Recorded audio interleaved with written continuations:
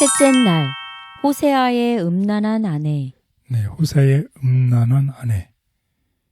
이 호세아서에 있는 내용입니다. 하나님께서 이 선지자 호세아에게 이 음란한 여자 고멜과 결혼하라고 명령했어요. 근데 이 고멜이 어떤 여자인가요? 정말 음행하고 남편을 버린 여자이죠. 근데 하나님께서 결혼하라고 선지자에게 얘기를 하신 거예요. 이 명령은 이제 상징이었죠. 상징을 나타내려고 하는 거죠. 하나님과 이스라엘 사이의 관계를 상징하는 것이었어요. 그런데 여기서 이제 이 아내가 이제 여러 가지 또 음란한 짓을 하기 때문에 어떻게 이 아내를 다시 찾기 위해서는 어떻게 무엇을 지불해야 할 수밖에 없었어요. 이 돈을 지불할 수밖에 없었어요. 그래서 다시 그녀를 데리고 옵니다.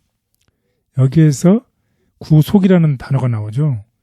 구속이라는 뜻에는 반드시 그 사람을 구원하기 위해서는 무엇을 치러야 되는 건가요? 몸값. 예, 값, 프라이스를 치러야 되는 것입니다. 우리 한번 성경을 통해서 확인해 보도록 하겠습니다. 호세아 1장 2절.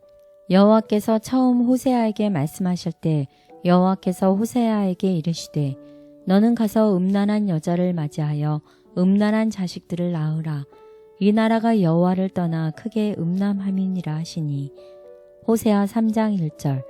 여호와께서 내게 이르시되 이스라엘 자손이 다른 신을 섬기고 건포도 과자를 즐길지라도 여호와가 그들을 사랑하나니 너는 또 가서 타인의 사랑을 받아 음녀가 된 그 여자를 사랑하라 하시기로 내가 은 15개와 보리 한 호멜 반으로 나를 위하여 그를 사고 그에게 이르기를 너는 많은 날 동안 나와 함께 지내고 음행하지 말며 다른 남자를 따르지 말라.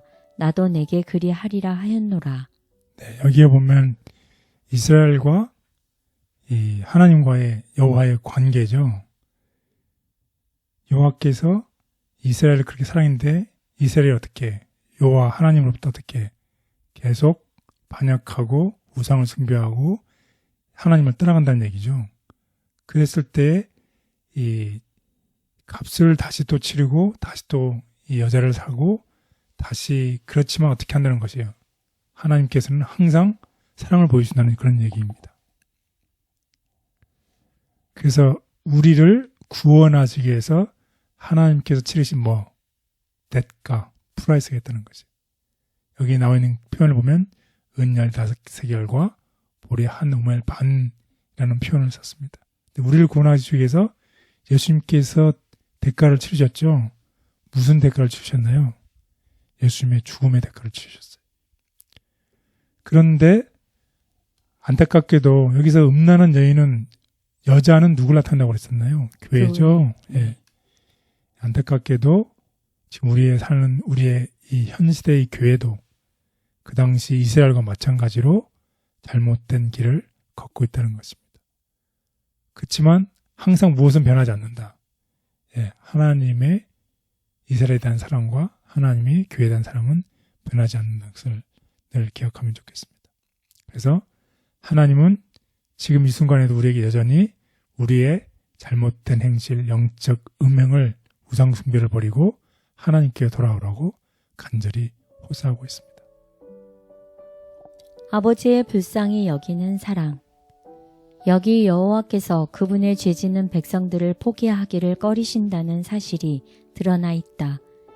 이스라엘이 그분의 견책과 경고를 너무도 등한히 하므로 그것들이 그들의 기억에서 사라지지 않도록 그분께서는 그들에 대한 그분의 심판을 지체하시고 그들에게 요시야 때로부터 그들 자신의 때에 이르기까지 그들의 불순종과 흉악해지는 죄악들과 그들의 반역의 결과로 그분께서 선언하셨던 심판들에 대하여 되풀이해서 그들에게 말씀하신다.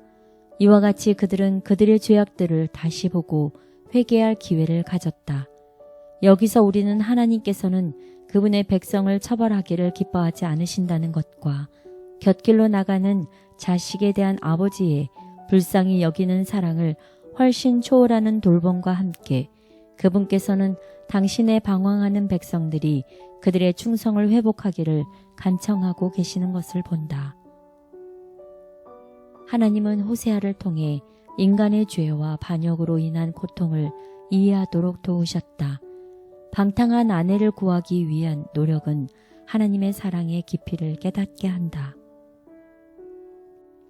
바벨론이 가진 오류의 독주, 이 오류의 독주는 영혼 불면설, 악인의 영원한 형벌, 그리스도의 베들레헴 탄생 전의 선제성 부인, 하나님의 거룩하고 성별된 날보다 주일 중 첫째 날을 높이는 일동과 같은 거짓 교리들로 이루어져 있다. 이와 같은 것들과 이와 유사한 오류들이 여러 교회들을 통하여 세상에 소개되고 있다. 그리하여 모든 나라를 그 음행으로 인하여 진노의 포도주로 먹이던 자로다 라고 한 성경의 증언이 성취되고 있다. 이해할 수 없는 명령과 헤아릴 수 없는 사랑이 모두 우리를 위한 것임을 겸손히 바라봅니다. 주님의 마음에 상처를 주고 아프게 한 저의 잘못을 후회합니다. 여전히 사랑하시는 주님을 바라보며 의지하니 새롭게 변화시켜 주옵소서.